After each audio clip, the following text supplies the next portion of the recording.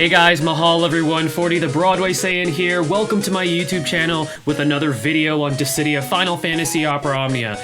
In today's video, I'm actually going to be covering the awakenings for Steiner, Shadow, and PenELO. And the reason why I'm covering these is, first of all, PenELO's awakening kind of surprised us because it came out of nowhere when the Interlude story campaign chapter was released. And then when we saw that the Aerith Lost chapters was coming out, we were wondering what was going to happen if Steiner or Shadow didn't get awakened. Now, we thought Shadow was going to get awakened in batch 5, but we know he was replaced by Sabin, and then Aerith Lost chapters came out, and lo and behold, both of them were awakened. So they came out a surprise, which I feel like that's going to be the trend now, as far as for the global version of the game, is whenever a Lost chapters is released, the characters that are also on there with the featured Lost chapter character, if they're not awakened yet, they're likely going to be awakened just to keep things a little bit more balanced, so then that way characters are actually getting their level 60 awakening. PenELO did really surprise me because no one really expected that. We all thought that Ace was going to be the featured character alongside Kate Sith and Warrior of Light. So let's go ahead and cover these awakenings, and I'll give you guys my thoughts on what I think about the awakenings for these characters. So we're going to start off with Steiner, my boy, fellow streamer, Masalento's favorite character. So at C level 54, he gets buff boost and speed up, which is going to be a 20% increase to his max brave, and also a speed increase when he's buffed. And the greatest thing that he gets here, I feel like, is the speed increase, because Steiner is actually kind of slow, so it's good that he gets a little bit of speed, so then that way he's able to act a little bit sooner. And then of course a max brave increase is always good, because that way he's able to deal out a little bit more HP damage with the higher max brave. Now with C level 55 is going to be power break extend, so let's see what ability 1 gets. So first of all, he gets an additional usage, which is always good. This time, he heals his own brave based on 10% of the party's total max brave before he actually deals damage, which is amazing. So that's actually a pretty good modifier there that he gives himself, where he heals his brave based on 10% of the party's total max brave. So if you have like 3 party members with like max brave values of like, let's say, I don't know, like 15,000, that's a pretty significant amount there to heal your own brave by. And then the overall brave damage potency on this ability is at 180%, and then if you're dealing damage on humanoid targets, because Steiner is the humanoid killer, he deals an overall 270% overall brave damage. And then it also grants him a 30% attack up for 5 turns, which is good, so then that way he's dealing more damage with his brave attacks. And then it changes his brave attack to brave attack plus, which is a one-hit melee brave attack that actually deals 50% extra damage towards humanoid targets. At C level 58, he's going to be getting buff attack and boost up, which is a 40% attack and max brave increase when he's buffed, which is great because it again helps him deal more damage and also helps him deal more HP damage with a higher max brave value. At 60, it's going to be Spellblade Extend for his second ability. So just like his other ability, it now also gives him that brave heal based on 10% of the party's total max brave before he actually dishes out damage. The overall brave damage potency is now at 200%, with it being at 300 when you're using this ability on humanoid targets. It also grants Steiner a 60% max brave up for 6 turns, which is great. And when Steiner's HP is at 80% or greater, which shouldn't be too hard to achieve, he now deals 50% HP splash damage to other targets. So he essentially gets a Renzokuken plus, but then again, this one is based on his HP, whereas Squall's is based on his initial brave. So that's pretty cool. Now he can actually deal damage to HP damage to multiple targets at will with that splash damage. So what is my overall review on Steiner's awakening? So first off, those are some pretty great auras to himself in the form of his 54 and 58 passives, which helps him deal more damage. So he gets that speed increase, so he can take his turn sooner, and then he gets a total of 60% max brave increase and a 40% attack increase as long as it's buffed. So very, very good. I like the percentages on those. And then now his abilities have a brave heal before attacking, as well as great buffs to his attack and max brave. So he gets that 30% attack up and 60% max brave up. And then now, because the brave heal is pretty good, this allows him to easily reach his max brave value or close to it. So he's able to dish out as much HP damage as possible, which is pretty good. So he also gained versatility with that AoE HP splash damage. So now he can either be a single target DPS, and he can also be a multiple target DPS depending on his HP. And overall, while these awakenings are not like crazy game breaking, right? Like they're not going to be like a Beatrix or a Kate Sith. He is very underrated, and I feel like you guys should should try him out. He's actually pretty good, especially with his second ability being able to deal that splash damage and the multiplier he gives to his own Brave before he actually deals damage. So he's underrated, he's great. Please give him a try out. Trust me, you guys are gonna have fun using him. The second character we're gonna talk about is actually one of my favorites. Final Fantasy VI's Shadow. So Shadow's Awakening at 54 gives him buff attack 2, which is a 30% attack increase when buffed, which is always good. Shadow already has a very base high attack stat, and this even helps it even further, so then that way he's dealing as much damage as possible with Brave hits. At 55, he's going to be getting that Shadow Stealth Extend. So remember, this ability now has 2 Brave heals, and the first one now heals Shadow's Brave based on 100% of his attack stat prior to dealing HP damage. So if you think about it, because that's a pretty high percentage, he's actually able to reach his max Brave value or close to it because it's 2 modifiers even after just using 1 Brave attack. And then this also now grants him evasion up for 5 turns, so that way he's able to have a small chance of evading damage, so he holds on to that Brave that he stored.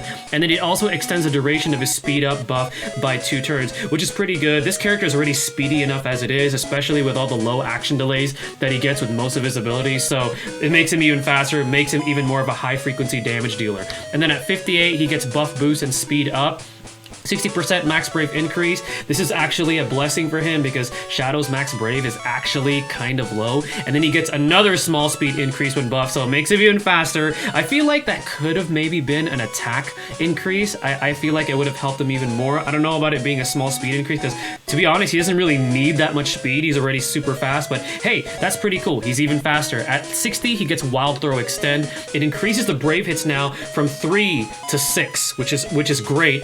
And then the overall Brave damage potency is anywhere from 360% to 420% because the way that this ability works is that each of the Brave hits, they increase in damage. So the first one is at 60%, and then the second one is at 65, and the last one is at like 70%, and they increase in damage as they hit. And now every 3 Brave hits is going to be inflicting HP damage. That's 2 HP damage that you deal with this ability, which is pretty amazing. And then remember, when you break an enemy with Wild Throw, this changes his Brave attack command to Throw, which now gets a Brave damage increase of 140%. So now you're dealing 140% overall Brave damage potency, and don't forget, Throw ignores defense. So don't worry about those crazy enemies that like to buff up their defense or have high defense, because he ignores that. He doesn't care. Alright, so what are my review thoughts on Shadow's Awakening? So despite that low max Brave stat, because that's like his biggest weakness, he received good auras to himself with good percentages from his 54 and 58 passives. With the only one that I don't like is that speed increase, because I feel like he's already super fast as it is. I would have rather had that be an attack increase, but hey, it's what it is. They're still pretty good passives, and I do like that one of them gives him a 60% max Brave increase to help him out with that low max Brave stat.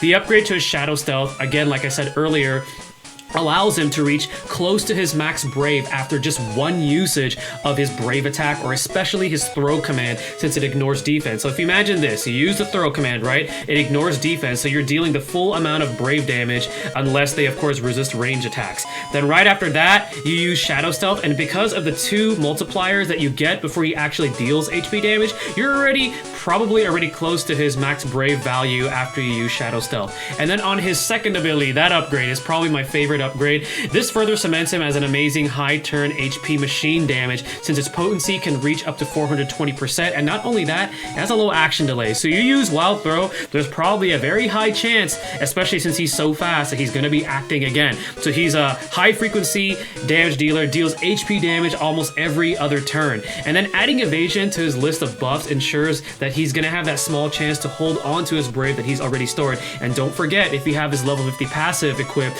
whenever he deals HP damage, he has the chance to poison, which makes it even easier for this character to Brave break. So like Steiner, his Awakening, it's not crazy game breaking, but it's definitely worth trying out. He's a character that's a lot of fun to play, and if you guys saw my last video where I did my Act 2 for my Team Ninja, you can see that Shadow is a whole lot of fun to play. So check Shadow out. He's definitely worth it. And the last character that I'm going to be talking about that got a surprise awakening is going to be PenELO.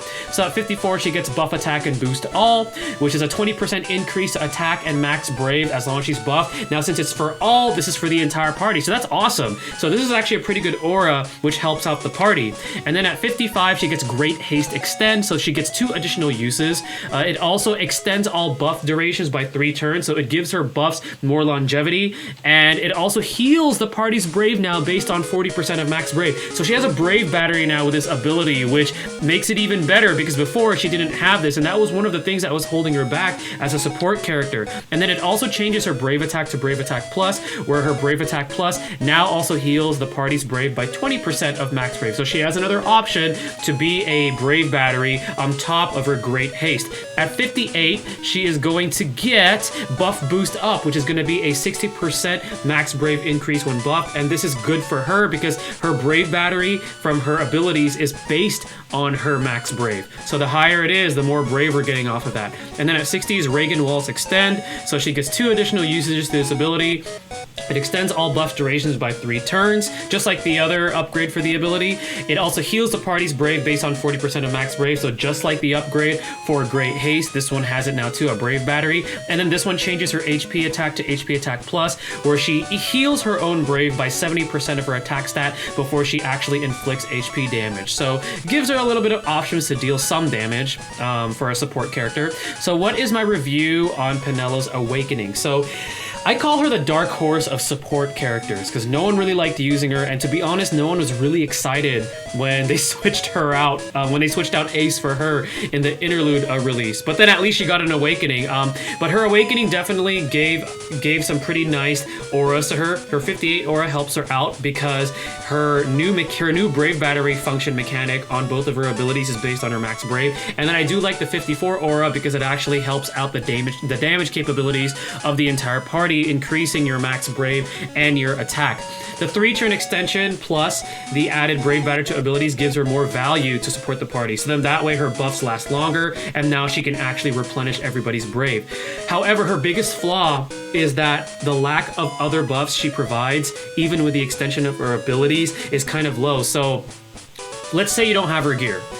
What are you getting from her first ability? You're getting the speed up. And then what are you getting from her second ability? Well, you're getting the HP regen. That's cool and all, but I mean, that's 1 buff for each ability, which if you compare her to somebody like Katesith or Selphie where they're giving multiple buffs plus unique buffs, it's still kind of lacking. So if you really want to make use of PenELO with her Awakening, you're gonna want her gear. So then at least you're gonna be getting the Brave regen now from her second ability, and then you're gonna get the small attack up to your allies from the first ability. So overall, she excels at having long duration buffs. She has some of the longest durations for buffs as a support character, and sustainability, because if you happen to have that 35 CP, you're also getting the Brave regen and you're getting the HP regen both back to back.